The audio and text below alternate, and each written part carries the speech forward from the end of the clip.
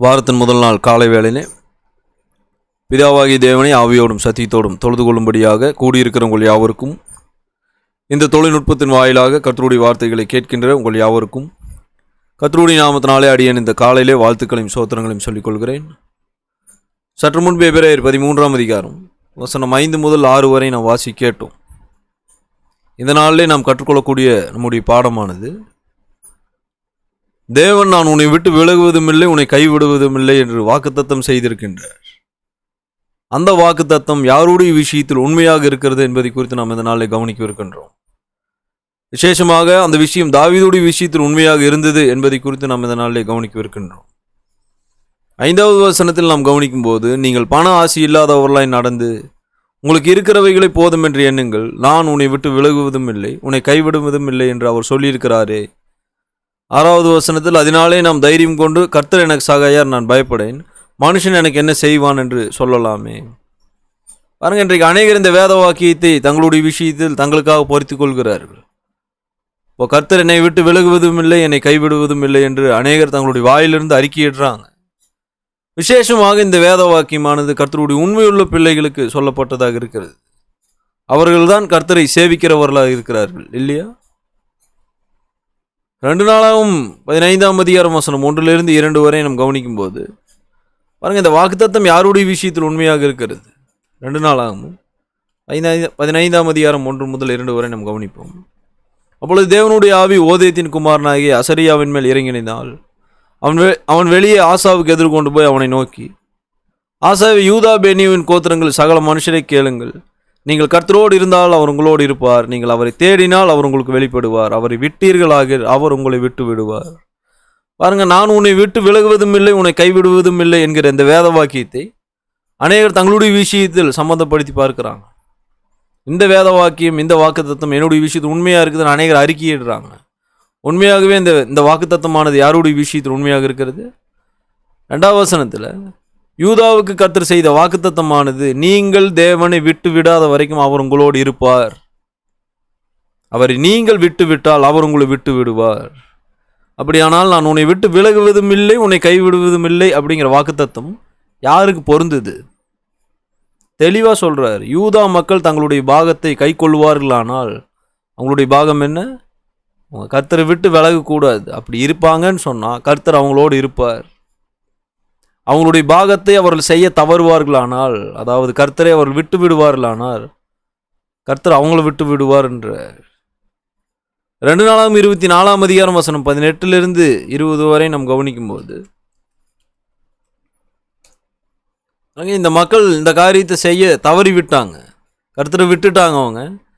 ஆனால் கர்த்தர் அவங்க மீது இரக்கமாக இருந்து அவங்களை சீர்படுத்த முயற்சித்தார் ஒரு முறை. அப்படியே அவர்கள் தங்கள் பிதாக்களின் தேவனாய் கர்த்தரின் ஆலயத்தை விட்டுவிட்டு தோப்பு விக்கிரகங்களையும் சிலைகளையும் சேவித்தார்கள். அப்பொழுது அவர்கள் செய்த இந்த குற்றத்தின் நிமித்தம் யூதாவின் மேலும் எருசலேமின் மேலும் கடுங்கோபம் மூண்டது. அவர்களை தமிழகத்துக்கு திரும்ப பண்ண கர்த்தர் அவர்களிடத்தில் தீர்க்கதரிசிகளை அனுப்பினார். அவர் ஜனங்களை திருச்சியாய் கடிந்து கொண்டார்கள், ஆனாலும் அவள் செவி கொடுக்கவில்லை. அப்பொழுது தேவனுடைய ஆவி ஆசாரியனை யோகிதாவின் குமாரனாக சகரியாவின் மேல் இறங்கினால், அவன் ஜனத்துக்கு எதிரே நின்று, நீங்கள் கர்த்தருடைய கற்பனைகளை மீறுகிறது என்ன? இதனால் நீங்கள் சித்தி பெற மாட்டீர்கள் என்று தேவன் சொல்லுகிறார். நீங்கள் கர்த்தரை விட்டு விட்டதனால் அவர் உங்களை கைவிடுவார் என்றான். கவனிங்க, வசனம் 18, இங்கே யூதா மக்கள் கர்த்தருடைய ஆலயத்தை விட்டு தோப்பு விக்கிரகங்களை சிலைகளை சேவிச்சு போயிட்டு இருக்கிறாங்க. இதுக்கு முன்னாலே வாக்குத்தத்தமானது என்ன? நீங்கள் கர்த்தரை விட்டு விடாத வரைக்கும் அவர் உங்களோடு இருப்பார், நீங்கள் கர்த்தரை விட்டு விட்டால் அவர் உங்களை விட்டு விடுவார். இந்த கட்டத்தில் அவங்களுடைய நிலை என்னவாக இருக்குது?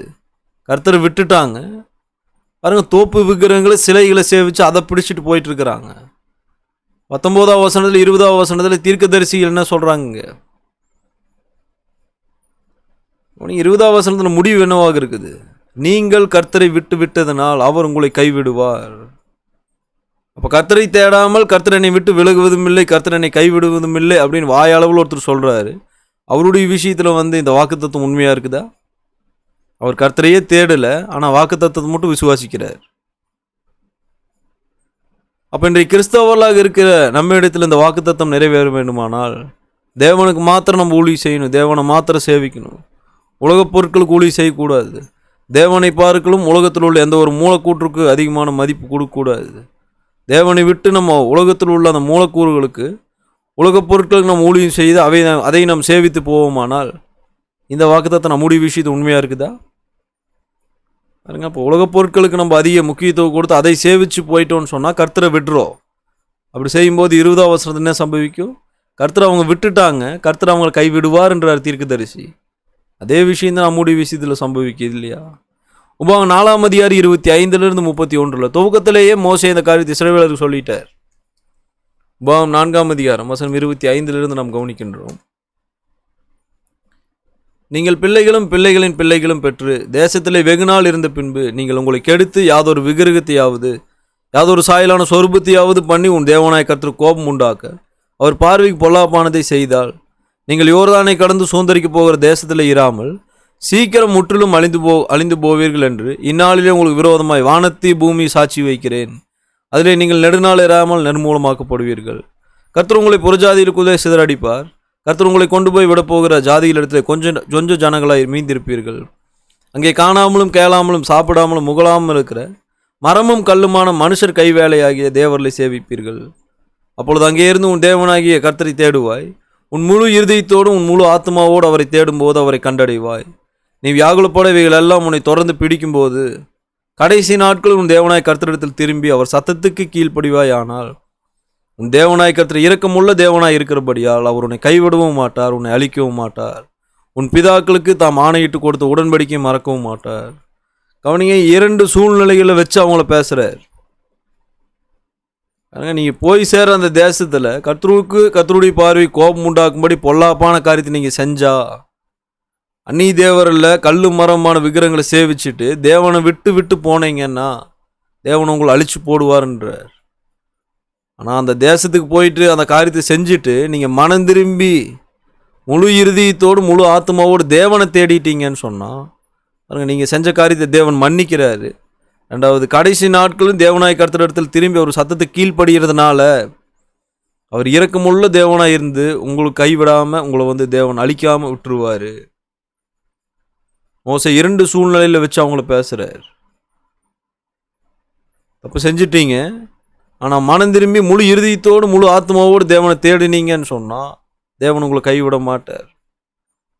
ஆனால் தொடர்ந்து உலகத்தில் உள்ள அந்த மூலக்கூறுகள் உலகப் பொருட்களே சேவிச்சு போயிட்டு தேவனை விட்டு பின்வாங்கிட்டீங்கன்னா இந்த வாக்குத்தத்தம் உங்களுடைய விஷயத்து உண்மையாக இருக்காதுன்றார் மோசே. அப்போ தேவன் யாரை விட்டு விடுவதில்லை, யாரை கைவிடுவதில்லை. யார் தேவனை விட்டு விடாது இருக்கிறாங்களோ அவங்கள தேவன் கைவிடுவதில்லை. யார் தேவனை சேவிக்கிறாங்களோ அவங்களோடு கூட தேவன் இருக்கிறாரு தான். 2 நாளாம் 24ஆம் அதிகாரம் வசனம் 18 20 நம்ம கவனிச்சோம். யூதா மக்கள் தேவனை விட்டு பின்வாங்கின போது தீர்க்கதரிசியை அனுப்பினார். தீர்க்கதரிசி அவங்களுக்கு என்ன சொன்னார்? நீங்கள் கர்த்தரை விட்டீங்க, நீங்கள் உலகத்துக்கு ஊழி செய்யும்படி அந்த கல்லும் மரமான அந்த விக்கிரகங்களை சேவிக்கும்படி கர்த்தரை விட்டு பின்வாங்கி போயிட்டீங்க. இப்போ கர்த்தர் உங்களை விட்டு போயிடுவார்ன்னாரு தீர்க்கதரிசி. இங்கே மோசேவோ அதே காரியத்தை தான் இஸ்ரவேல் ஜனங்களுக்கு சொல்கிறாரு. நீங்கள் போய் சேர தேசத்தில் விக்கிரகங்களை சேவிச்சு அப்படியே போயிட்டீங்கன்னு சொன்னால் கர்த்தர் உங்களை அழிச்சிருவார், கர்த்தர் உங்களோடு இருக்க மாட்டார்.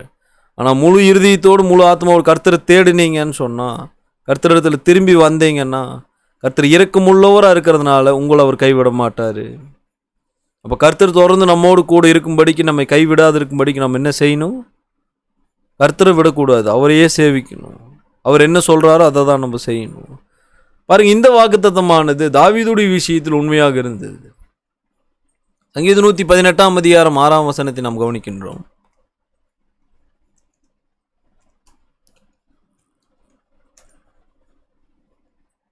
கர்த்தரின் பட்சத்தில் இருக்கிறார், நான் பயப்படேன், மனுஷன் எனக்கு என்ன செய்வான்? பாருங்க, கர்த்தர் தாவீதோடு இருக்கிறாருன்னு தாவீது சொல்றார்.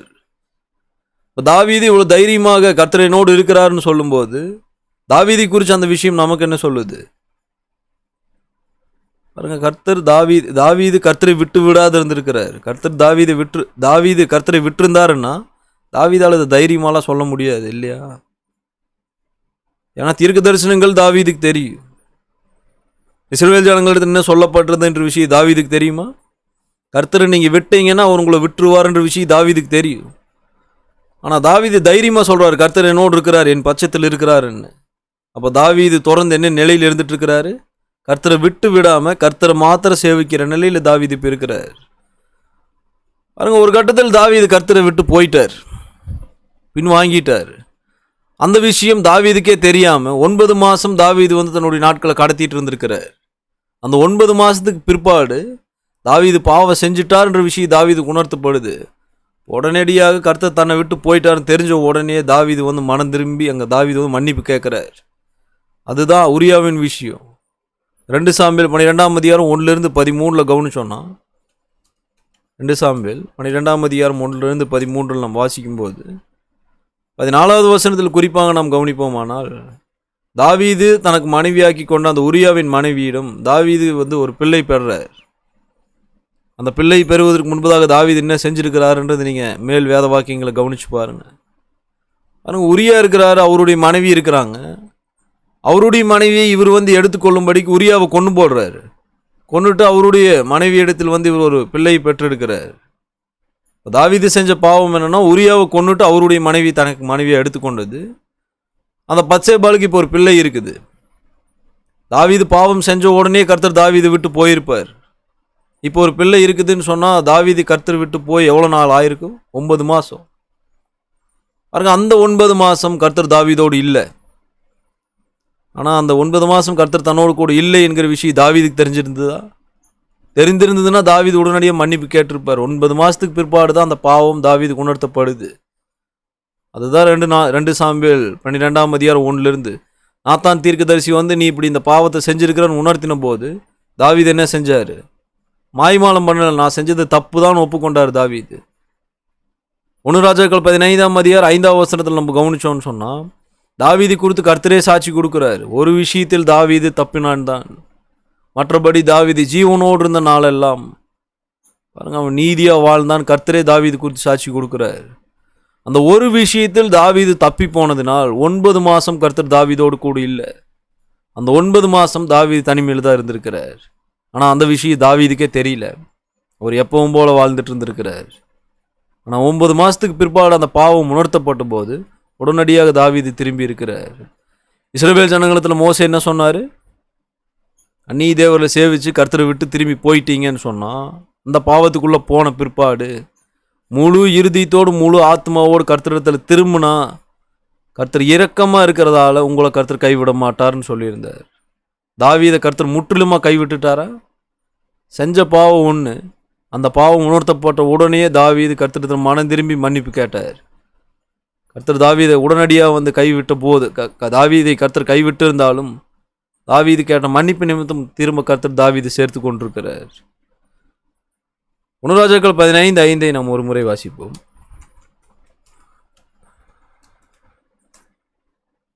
அவனிங்க தாவீது ஏத்தியனாகி உரியாவின் சங்கதி ஒன்று தவிர கர்த்தர் தனக்கு கட்டளையிட்டதிலே தான் உயிரோடு இருந்த நாளெல்லாம் ஒன்றையும் விட்டு விலகாமல் அவர் பார்வைக்கு செம்மையானதை செய்து வந்தான்.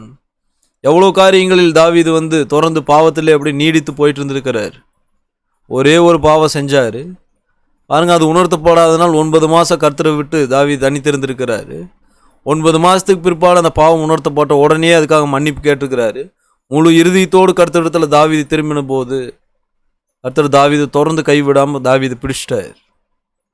அதனால தான் இங்கே சாட்சி கொடுக்குறார் 5ஆம் வசனத்தில். ஒரு பாவம் செஞ்சான், மற்றபடி உயிரோடு இருந்த நாளெல்லாம் ஒரு கட்டளை விட்டு விலகலன்னு கர்த்தர் சாட்சி கொடுக்குறார். தாவீது உயிரோடு இருந்த நாளெல்லாம் அந்த ஒரு பாவத்தை தவிர எல்லா காரியத்தையும் கர்த்தருடைய பார்வைக்கு செம்மையாகவே செஞ்சான். 1 சாமுவேல் 18ஆம் அதிகாரம் 9ஆம் வசனத்திலிருந்து நாம் கவனிக்கும் போது பாருங்க, துவக்கத்திலிருந்தே தாவீதோடு கூட கர்த்தர் இருந்திருக்கிறார்.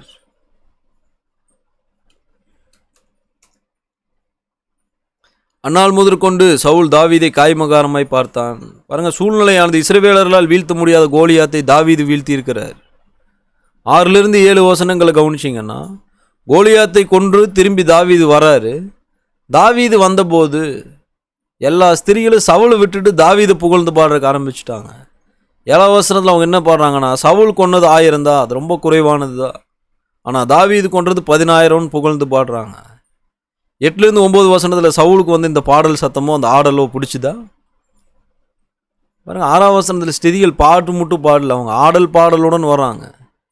அவங்களோட கூட எதெல்லாம் எடுத்துகிட்டு வர்றாங்க? மேளங்கள், கீத வாக்கியங்கள், ரொம்ப சந்தோஷம், எல்லாத்தையும் எடுத்துகிட்டு எங்கே வர்றாங்க? அவங்க சவுலுக்கு எதிர்கொண்டு வர்றாங்க. பாருங்க, சவுல்கிட்டயே போயிட்டு தாவீதை புகழ்ந்து பாடின போது 8ஆம் வசனத்தில் சவுலுக்கு அது பிடிக்கல. சவுல் வந்து தாவீது மேல் பொறாமை கொள்றார். அந்த காய்மகாரமை பார்த்தான் எரிச்சல் அடைந்தான் இருக்குது இல்லையா, இந்த 8ஆம் வசனத்தில் எரிச்சல் ஆனான் இருக்கிற அந்த வார்த்தையானது பொறாமை கொண்டான்னு அர்த்தம். சவுலிய பொறாமை கொண்டிருக்கிறார் என்றால் சவுல் தான் ராஜாங்க. ஒரு சக பிரஜையா இருக்கிற தாவீத ராஜாவுக்கு மேல ஜனங்கள் உயர்த்தி பாடினது ராஜாவுக்கு பொறாமையா தான் இருந்தது இல்லையா. நீங்க 8ஆம் வசனத்துல கவனிச்சீங்கன்னா பொறாமையில வந்து சவுல் ஒரு விஷயத்தை கக்கறார்.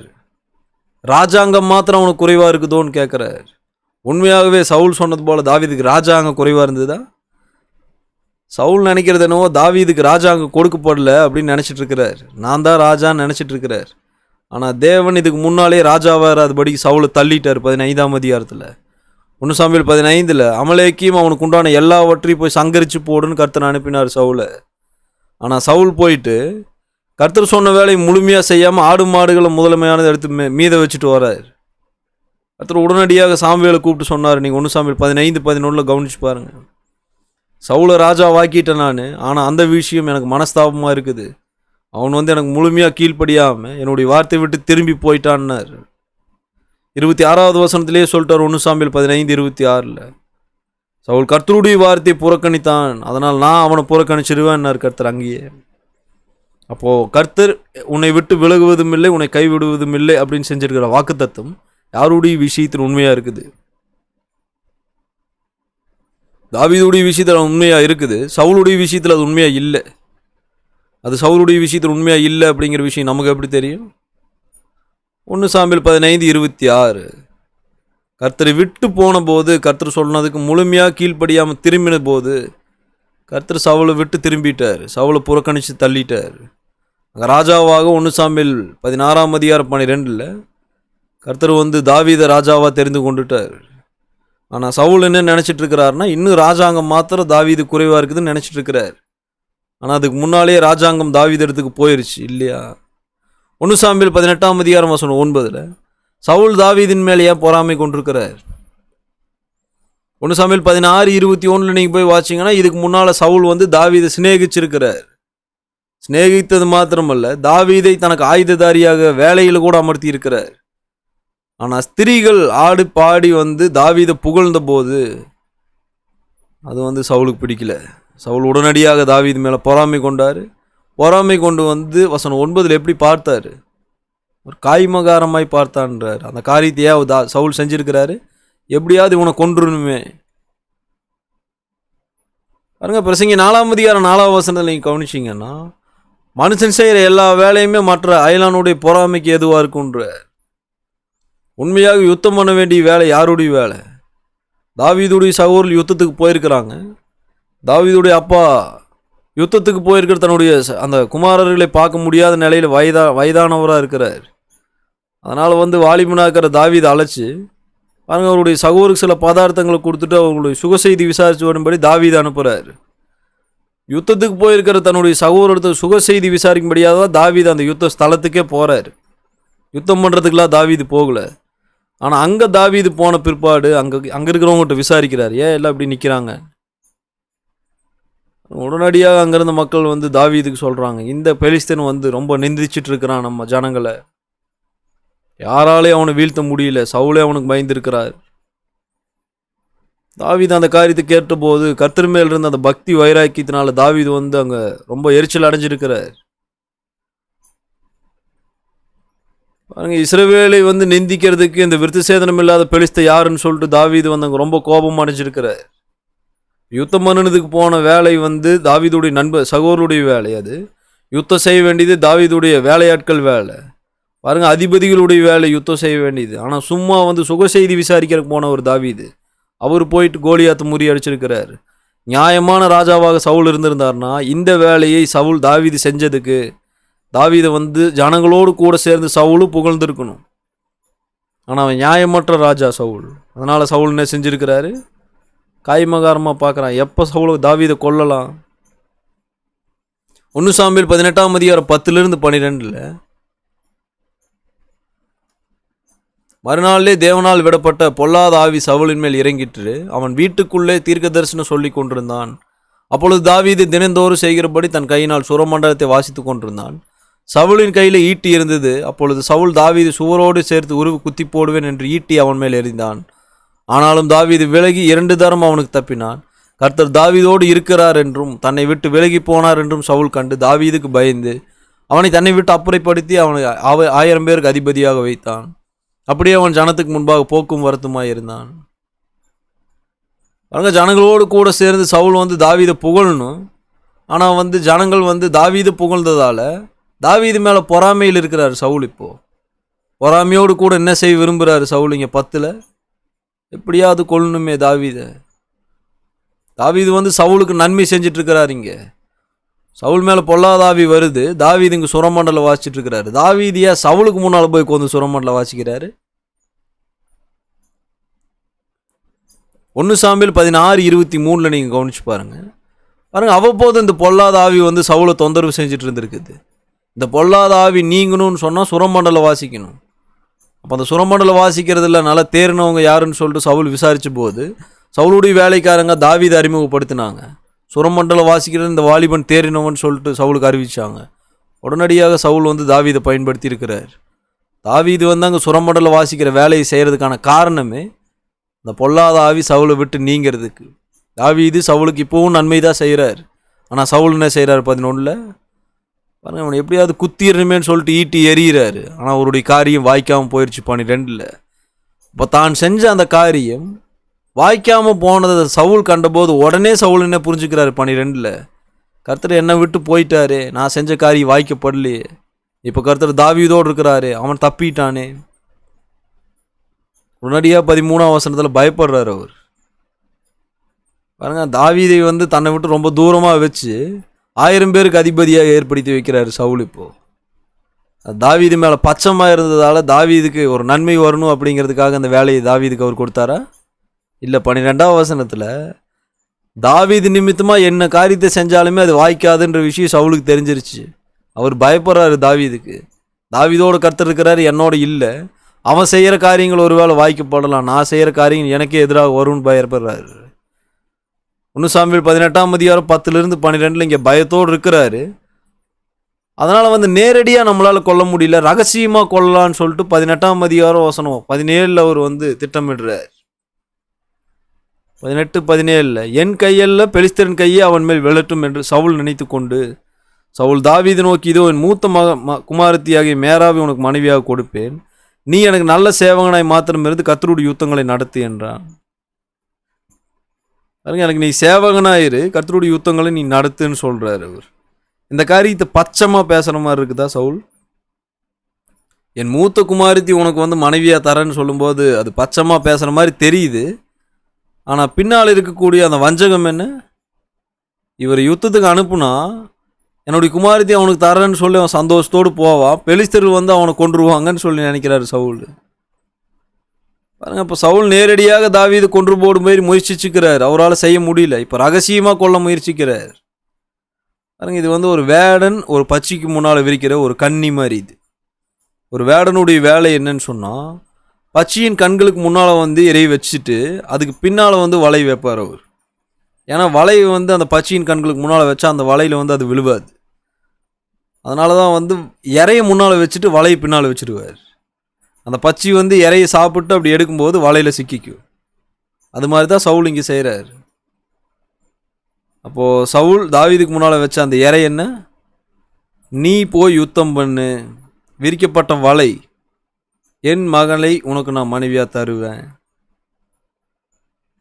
கன்னியாக இருக்கிறது என்ன தாவீதுக்குங்க? போய் யுத்தம் பண்ணுனா பெலிஸ்தர் கையில் அவர் விழுவார், அதுதான் கன்னி.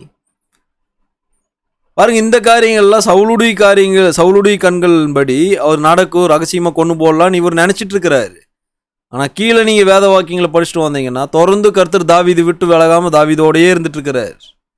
1 சாமுவேல் 18:20-28 மறுபடியும் பெலிஸ்தருடைய கையிலால் தாவீதை வந்து கொண்டு போடலான்னு சொல்லிட்டு தவுல் எண்ணமிடுறார். இதுக்கு முன்னால் ஒரு பெண்ணை வந்து மனைவியாக தரேன்னு சொல்லிட்டு அந்த பெண்ணை எடுத்து வேற ஒருத்தனுக்கு மனைவியாக கொடுத்துட்டார். இப்போ இன்னொரு மகள் இருக்கிறா, அவளை உனக்கு வந்து நான் மனைவியாக தரேன்னு சொல்லிட்டு மறுபடியும் வஞ்சகத்தோடு சவுல் வந்து காரியங்கள் நடப்பிக்க முயற்சிக்கிறார். பெலிஸ்தர் கையால் வந்து தாவீதை வேலை பண்ணிடலான்னு சொல்லிட்டு தொடர்ந்து திட்டமிட்டு சவுல் வேலை செஞ்சுட்டே தான் வர்றாரு. ஆனால் கர்த்தர் தொடர்ந்து தாவீதை கைவிடவே இல்லை. பாருங்க, அப்போ கோலியாத் விஷயத்தில் கர்த்தர் தாவீதோடு கூட இருந்தார். தாவீது வந்து புத்திமானா வந்திருக்கிறார். முறை வந்து சவுல் கொல்லும்படி ஈட்டி எரிஞ்ச போது இங்கே காரியம் வாய்க்கல. அதனால் சவுல் கண்டுபிடிச்சிட்டாரு. கர்த்தர் என்ன விட்டு போயிட்டாரு. தாவீதோடு தான் இருக்கிறார். ரகசியமாக கொண்டு போடலான்னு முயற்சிக்கிறாரு. அந்த முறையை தாவீது தப்பிச்சிருக்கிறார். பெலிஸ்தருடைய 100 நுனித்தோல் எடுத்துகிட்டு வான்னு சொல்லிட்டு அனுப்பும்போது பாருங்கள், அது எடுத்துகிட்டு வரும்போது அவங்க பிடிச்சி கொண்டுருவாங்கன்னு சொல்லிட்டு சவுல் வந்து எண்ணம் கொண்டிருக்கிறாரு. அந்த கட்டத்தில் தாவீது தாண்டி வந்திருக்கிறார். இது எல்லா விஷயத்தையும் சவுல் பார்த்துட்டு இருந்தபோது சவுல் என்ன செஞ்சுருக்கணும்? கர்த்தரே தாவீது ஒப்பு கொடுக்காத பட்சத்தில் தாவீதை நம்மளால் கொல்லவே முடியாதுன்னு அவர் புரிஞ்சிட்டு இருக்கணும். ஆனால் சவுல் வந்து ஒரு வேளை மதியினனாக இருந்தது போல் நமக்கு தென்படுது. அந்த காரியத்தை நான் எப்படி சொல்கிறேன்னா, பாருங்கள், முழுமையாக சவுல் வந்து கீழ்ப்படிஞ்சிருக்கணும். ஞானம் உள்ளவன் கொடுக்கப்படுகிற வேலையை ஞானமாக முழுமையாக செஞ்சு முடிப்பான். ஆனால் நீ அமலேக்கி போயிட்டு முழுமையாக எல்லாத்தையும் சுட்டரிச்சு போடு, அழிச்சிட்டு வான்னு சொன்னபோது அந்த முதல் தரமான மாடுகள்லாம் எடுத்துகிட்டு வந்துட்டார் இவர். பாருங்கள், அந்த விஷயத்திலே புத்தியீனனாக தான் இருந்திருக்கிறாரு. பாருங்கள், ஸ்திரீகள் வந்து வேற ஒருத்தங்க செய்ய வேண்டிய வேலையை தாவீது செஞ்சதால் தாவீது புகழ்ந்து பாடியிருக்கிறாங்க. இப்போ யுத்தத்தில் இருக்கிற யுத்தவான்களால் செய்ய முடியாத வேலையை, ராஜாவால் செய்ய முடியாத வேலையை, அதிபதிகளால் செய்ய முடியாத வேலையை தாவீது செஞ்சு முடிச்சிருக்கிறார். அதனால் ராஜா ஸ்திரீகளோடு கூட சேர்ந்து தாவீதை புகழ்ந்துருக்கணும். ஆனால் அவன் பொறாமப்பட்டிருக்கிறான். அதுலேயும் அவன் புத்தியீனனாக தான் நடந்திருக்கிறான்.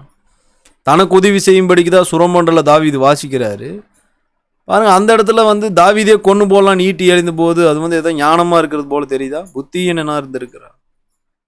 ரகசியமாக கொண்டு போடலான்னு சொல்லிட்டு அவன் நினச்சிருக்கிறான். ஆனால் கர்த்தர் அவனோடு இருக்கிறார். அறிந்திருந்தும் ரகசியமாக கொண்டு போடலான்னு நினச்சது ஒரு ஞானமாக இருக்குதா? அது ஒரு புத்தியீனமான விஷயம். பெலிஸ்தருடைய 100 நுனித்தோல் எடுத்துகிட்டு வரும்போது அவங்க கொண்டு போடுவாங்கன்னு நினச்சிருக்கிறான். ஆனால் கர்த்தர் தாவீதோடு இருக்கிறாருன்னு தெரிஞ்சிருக்குது அவனுக்கு. இது தெரிந்திருந்தும் அவங்களால கொல்ல முடியும்னு அவன் நினச்சிருக்கிறான். இது வந்து ஞானமாக இருக்குதா? புத்தியீனமான விஷயம். பாருங்க, எல்லா முயற்சியிலையும் சவுல் வந்து தொடர்ந்து தோல்வி விட்டுட்டே இருக்கிறார். நீங்கள் 1 சாமுவேலில் கடைசியாக நீங்கள் படிச்சுட்டே வரலாம். சவுலையே வந்து கொல்லும்படியான சூழ்நிலையில் தாவீது வைக்கப்படுறாரு. அப்போது தாவீது வந்து சவுல் மேலே கை போடல. கர்த்தர் அபிஷேகம் பண்ணவருக்கு விரோதமாக என்னோட கையை எப்படி நீட்டுறதுன்னு கேட்டிருக்கிறார் தாவீது. ஒருவேளை தாவீது கையை நீட்டி இருந்தாருன்னு சொன்னால் அங்கே வந்து கர்த்தருக்கு விரோதமாக போயிருப்பார் தாவீது. ஆனால் கையை நீட்டல தாவீது. அந்த கட்டத்திலும் தாவீது வந்து கர்த்தரை தான் சேவிச்சிருக்கிறார். கர்த்தர் என்ன சொன்னாரோ அதை தான் செஞ்சிருக்கிறார். அப்போ கர்த்தர் தாவீதோடு கூட இருந்தார் அப்படிங்கிற விஷயம் தாவீது இடத்தில் உண்மையாக இருந்ததற்கு தாவீது என்ன செஞ்சார்? தாவீது கர்த்தரை விட்டு விடலை. எல்லா சூழ்நிலையிலும் கர்த்தரை தாவீது பிடிச்சிட்டார். தன்னை நடத்தும்படி தன்னை கர்த்தருக்கே தாவீது ஒப்பு கொடுத்திருந்தார். கர்த்தர் என்ன சொன்னாரோ அதை மாத்திர தாவீது செஞ்சிருக்கிறார். அப்போ நான் உன்னை விட்டு விலகுவதும் இல்லை, உன்னை கைவிடுவதும் இல்லை என்கிற வாக்குத்தத்தம் யாருடைய விஷயத்தில் உண்மையாக இருக்கிறது? சொல்லப்பட்ட காரியத்துக்கு முழுமையாக கீழ்ப்படியாமல் போன சவுளுடைய விஷயத்தில் அது உண்மையாக இல்லை. போயிட்டு அமலேக்கு முறியடிச்சிட்டுவான்னு சொன்னபோது அந்த காரியத்தை முழுமையாக கீழ்ப்படியாத போது கர்த்தர் வந்து தாவீது சவுலை புறக்கணித்து தள்ளிட்டார். தாவீது ராஜாவுடைய இடத்துக்கு கொண்டு வந்துட்டார். இஸ்ரவேல் ஜனங்களிடத்தில் இதை மோசே சொன்னார், நீங்கள் வந்து தப்பு செஞ்சிட்டீங்க, அந்நிய தேவரில் சேவிச்சு போயிட்டீங்க, ஆனால் முழு இறுதியத்தோடு கர்த்தர் திரும்பி வந்துட்டீங்கன்னா கர்த்தர் வந்து இரக்கமுள்ளவராக இருந்து உங்களை கைவிட மாட்டார். ஆனால் நீங்கள் தொடர்ந்து வந்து கர்த்தரை விட்டு பின்வாங்கி அந்த உலக பொருளை சேவிச்சு போயிட்டீங்கன்னா கர்த்தர் உங்களை கைவிடுவார்ன்னார். யூதா ஜனங்கள் விஷயத்தில் அதுதான் நடந்தது. நீங்கள் கர்த்தரை விட்டு விடாத வரைக்கும் அவர் உங்களை விட்டு விடாது இருப்பார்னு தீர்க்கதரிசி அங்கே சொல்லியிருந்தார். ஆனால் அவங்க கர்த்தரை விட்டு பாருங்க, தோப்பு விக்கிரங்களை போயிட்டு அவங்க வந்து சேவிச்ச போது கர்த்தர் அவங்கள விட்டுட்டாருன்றார் தீர்க்கதரிசி. ஆனால் மனம் திரும்பி இருந்தாங்கன்னா, முழு இறுதியத்தோடு கர்த்தரை தேடிட்டாங்கன்னா தாவீதை போல கர்த்தர் வந்து தொடர்ந்து அவங்கள பிடிச்சுக்குவார். இப்போ தாவீதை போல கர்த்தர் நம்மோட விஷயத்திலும் நம்மோடு கூட இருக்கணும்னு சொன்னால் நம்ம என்ன செய்யணும்? உலகப் பொருட்களுக்கோ உலகத்தில் உள்ள எந்த ஒரு மூலக்கூறுகளுக்கோ நம்ம வந்து முக்கியத்துவம் கொடுத்து அதை சேவிக்கக்கூடாது. கர்த்தரை மாத்திரம் சேவிக்கணும். கர்த்தர் என்ன சொல்கிறாரோ அதை மாத்திரம் நம்ம செய்யணும். ஒருவேளை கர்த்தரை விட்டு பின்வாங்கி போட முடியாத சூழ்நிலையில் நாம் அகப்பட்டாலும், ஒருவேளை அப்படிப்பட்ட சூழ்நிலை நம்ம விழுந்தாலும் திரும்ப மனம் திரும்பி முழு இறுதியத்தோடு நம்ம கர்த்தரை தேடணும்னு சொன்னால், கர்த்தரை நம்ம பிடிச்சு கொள்ளும்படி நம்ம வகை தேடும்போது கர்த்தர் இரக்கமுள்ளவராக இருந்து நம்மை கர்த்தர் பிடித்து கொள்ளுவார். கர்த்தருக்கு சித்தமான இந்த பாடத்தின் தொடர்ச்சியை நாம் மற்றொரு நாளில் கற்றுக்கொள்வோம். உங்களுடைய பொறுமையான கவனத்துக்கு நன்றி.